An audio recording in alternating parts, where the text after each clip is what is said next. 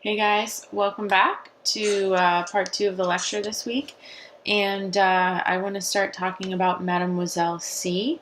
So hopefully you guys all caught that already at this point. And if not, pause my lecture, go watch it, and then come back. So Mademoiselle C follows Corinne Whitefield as she is about to launch her magazine CR fashion book. She had formerly been the editor of French Vogue.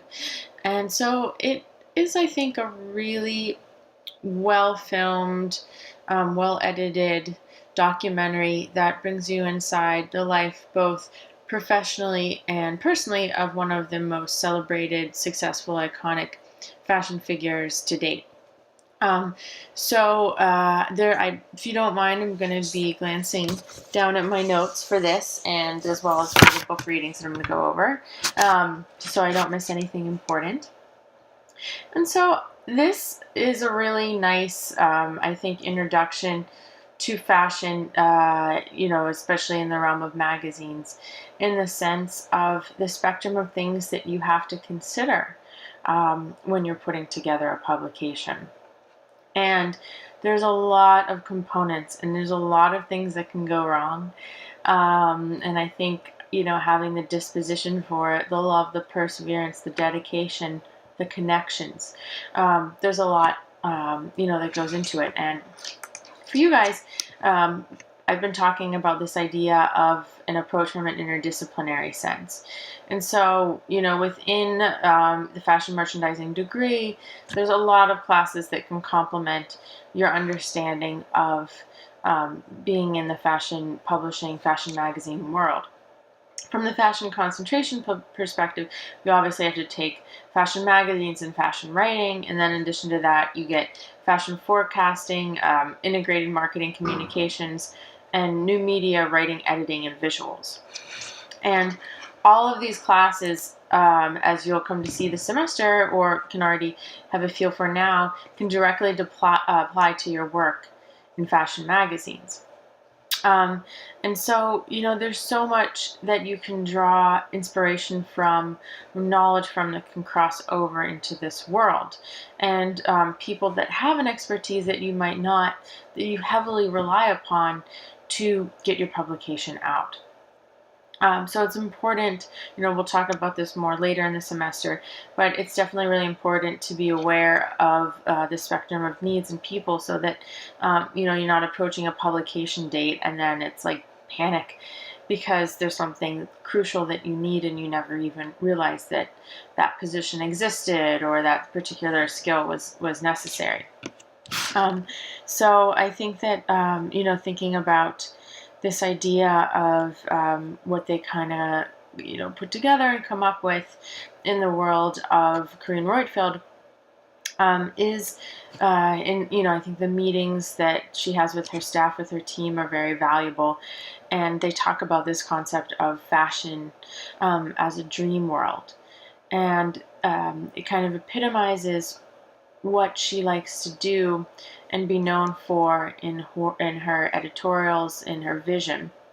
And she talks about how personally she's very traditional and very to the book, and comes from like a bourgeois background, and really doesn't break rules in her personal life, but in her visual, sartorial, professional life, she's really known for pushing the buttons and pushing the envelope. So I think it's really interesting to think about how she executes this idea and really embodies it of fashion as a dream world. And,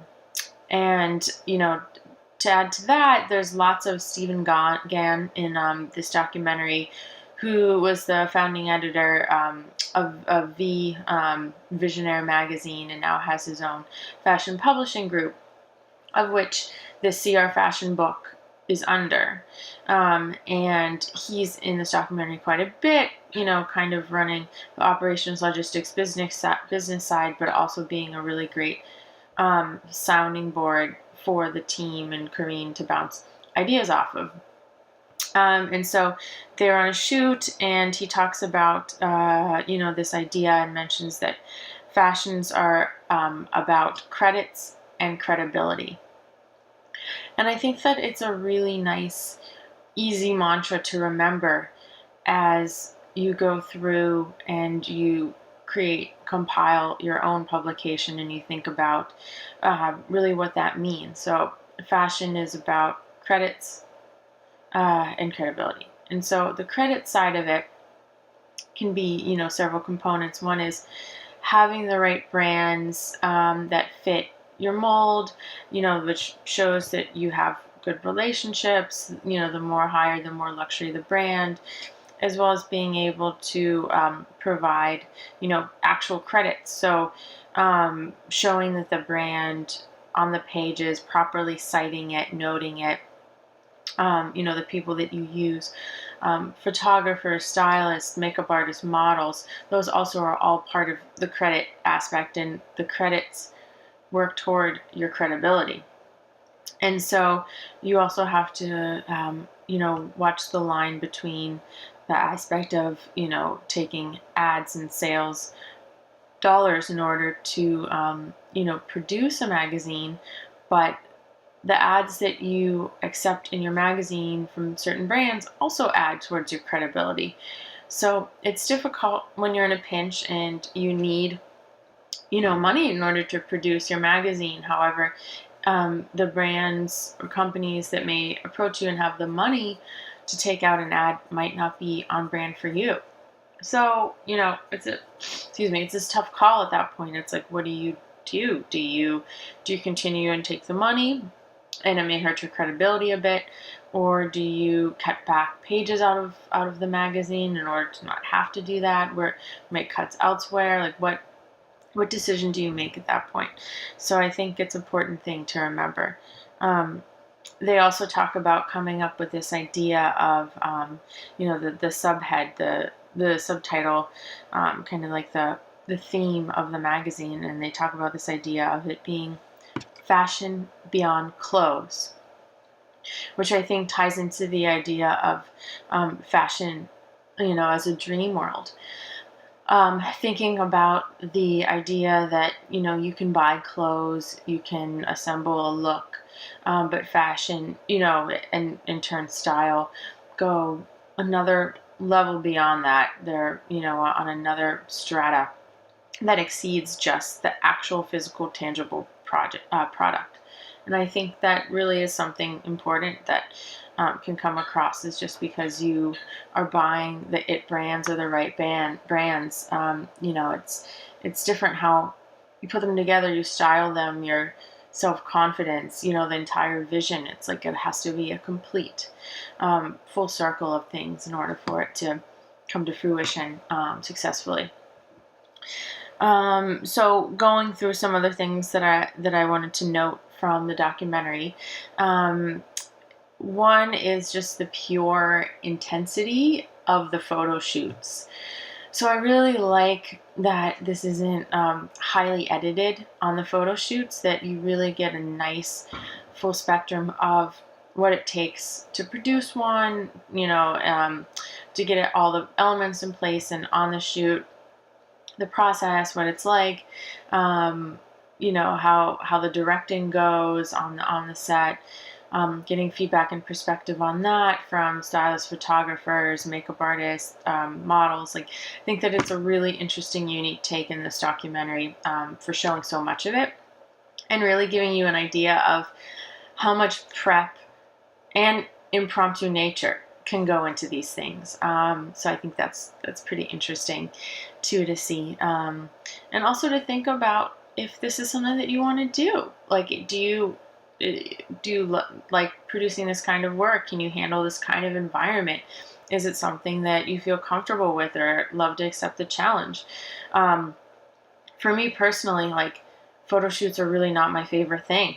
I was a market editor for a while, and I really liked that because it was more you and just the product in a studio, and I really liked that controlled environment and being able to be more on time and efficient and just to pump a lot of things out in an amount of time. And so that's kind of my default. But it really depends on you and what you kind of feel like is most interesting and worthwhile in developing your fashion experience. But I think it's definitely one thing to note is, that aspect of shoots, and just, the one model faints in one of the shoots, and there's a lot of manipulation that has to happen, as live as the photographer is taking photos, and corrections that are made, so it's just, I think it's really interesting, and it takes a really keen eye and someone who can be direct and assertive, and willing to be flexible as well. So just some things to keep in mind. Another of note is the nature of the industry and how it can kind of be fickle and superficial, and one moment you're in, the next moment you're out.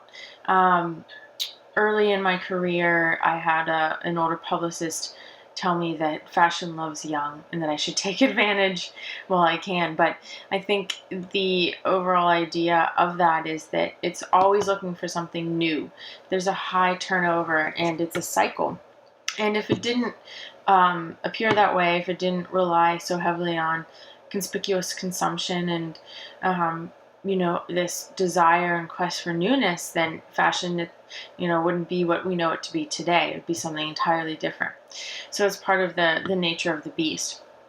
So it was interesting how, Corinne talks about this throughout, and there's kind of an issue with getting some photographers, and her previous contract with Condé Nast, that they didn't want people to work with her, and people weren't, and it became a bit of an issue. And then the documentary kind of ends on this note that she wonders, if how long she'll be around, if there'll be like a new Corinne or a new CR fashion book. She said it's actually kind of sad, so I think that she's aware of her professional fashion mortality, I guess you can say. And the best thing in business and marketing and fashion that we talk about is just the ability to continually reinvent yourself, to maintain your essence, but to still be able to evolve. In marketing, there's a term, evolve or die. And so it's a tough balance, and it's one, to carefully negotiate, and to pretty much walk the tightrope on of figuring out how to maintain who you are, but also to move ahead with the times.